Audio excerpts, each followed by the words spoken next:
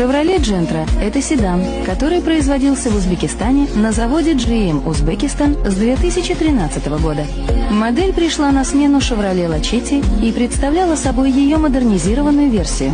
В России автомобиль продавался под брендом Deo Gentra, а с 2016 года как Raven Gentra. Технически Qora Gentra qidirib yurgan tanishlarga jo'natib qo'yinglar. Yili 2022-yilda ishlab chiqarilgan avtomat korobka, holati zo'r, kamchilik yo'q, texnik umumiy yo'q.